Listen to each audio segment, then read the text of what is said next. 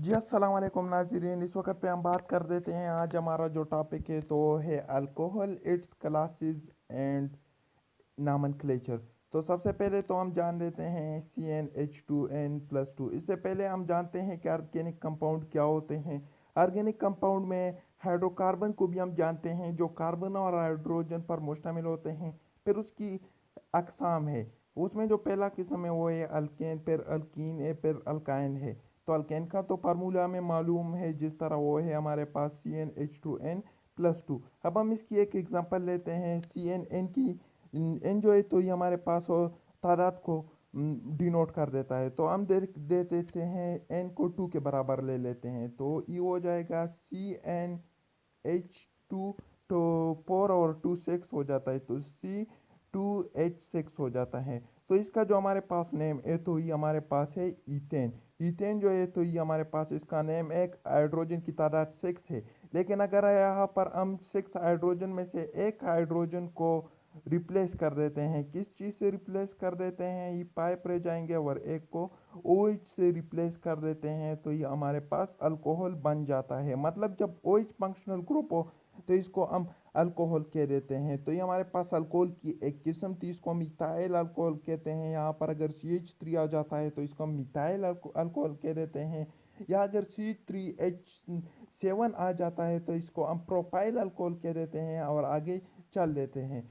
इस तरीके से मज़ीद ये जो नेम है तो ये जारी रहते हैं। फिर अब हम बात कर देते हैं अल्कोहल के क्लासेस के हवाले से। तो सबसे पहली जो किस्म है हमारे पास, तो है हमारे पास तो मोनोहाइड्रिक अल्कोहल। जिस तरह से नाम से ही जाहिर है, नाम से क्या जाहिर है कि यहाँ पर जो OH फंक्शनल ग्रुप जो होगा तो सिर्फ और सिर्फ एक होगा। इसको हमने 3 कैटेगरी में तकसीम किया है।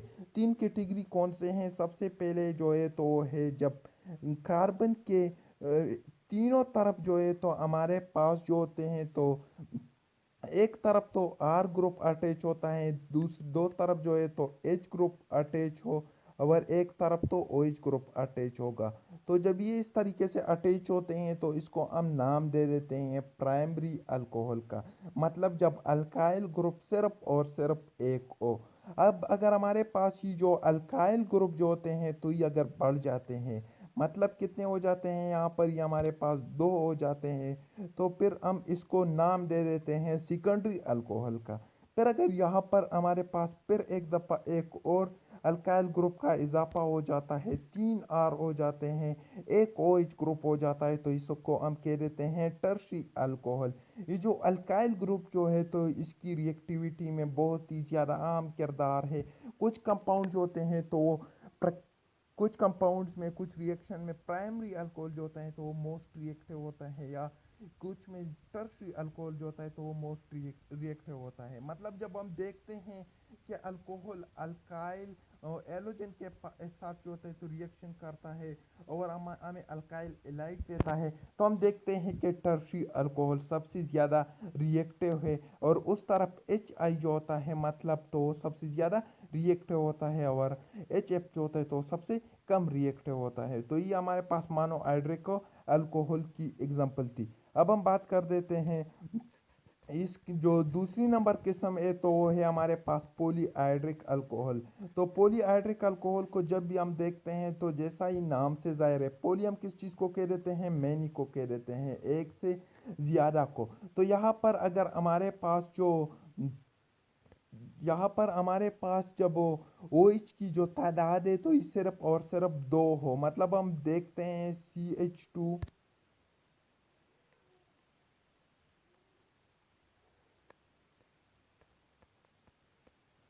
CH2, यहाँ पर जो OH है तो वो सिर्फ 2 है।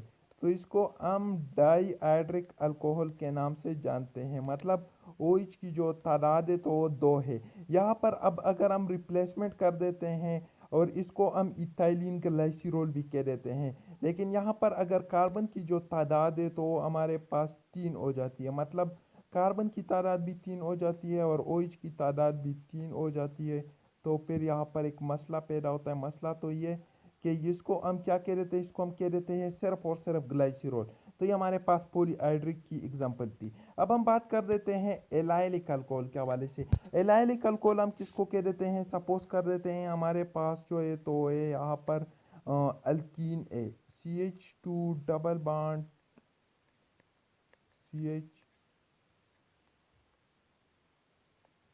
CH2।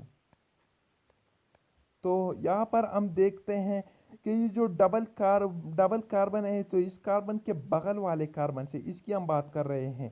जब इसके पास OH ग्रुप अटैच हो तो इसको हम क्या कह देते हैं? इसको हम कह देते हैं, इस तरह के अल्कोहल को हम इलायलिक कह देते हैं। मतलब जब वो कार्बन बॉन्ड वाले कार्बन से नहीं बल्कि उसके बगल वाले कार्बन से OH ग्रुप अटैच हो तो इसको हम इलायलिक अल्कोहल कह देते हैं। लेकिन यहाँ पर अगर OH ग्रुप यहाँ से रिमूव हो जाए और उस कार्बन के साथ अटैच हो जाए जिस जो डबल बॉन्ड वाले कार्बन से अटैच है, यहाँ पर मतलब यहाँ पे OH ग्रुप बॉन्ड वाले कार्बन से OH ग्रुप अटैच हो जाए तो फिर हम इसको क्या नाम दे देते हैं? इसको हम नाम दे देते हैं विनाइलिक अल्कोहल का। तो इसको हम क्या कह देते हैं? इसको हम कह देते हैं अब विनाइलिक अल्कोहल।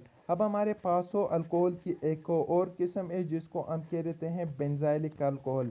बेंजीन को जो है तो हम जानते हैं जब हमारे पास बेंजीन रिंग के ऊपर अल्कोहल मौजूद हो, ये हमारे पास बेंजीन का रिंग हो गया, तो इसके ऊपर जब अटैच कार्बन के साथ OH ग्रुप अटैच हो तो इसको हम क्या कह देते हैं? बेंजाइलिक अल्कोहल कह देते हैं। यहाँ पर याद रखिए ये जो OH ग्रुप है तो ये जो OH ग्रुप है ये अगर इधर आ जाए तो फिर हम इसको बेंजाइलिक अल्कोहल नहीं कह देते हैं क्योंकि फिर जो है तो पीनोल बन जाता है। अब हम बात कर देते हैं अल्कोहल के नामनक्लेचर के हवाले से।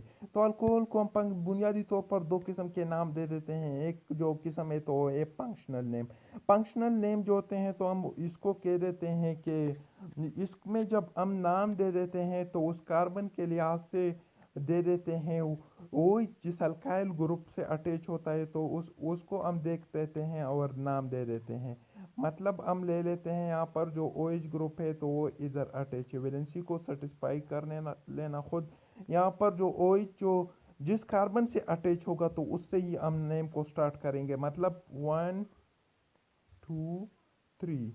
तो यहाँ पर 1 कार्बन पे OH अटैच है तो ये हो जाएगा 1 मिथाइल प्रोपाइल अल्कोहल। इस तरह का नाम होगा। आखिर में अल्कोहल को ऐड करेंगे या अगर हमारे पास CH3OH आ जाता है तो मिथाइल अल्कोहल C2H5OH तो इथाइल अल्कोहल हो जाता है। यहाँ से नंबरिंग को स्टार्ट नहीं करना है कि 3 के यहाँ पे हम कहें कि मतलब 3 अल्कोहल ब्यूटेन, तो ये नाम हमारे पास गलत होगा।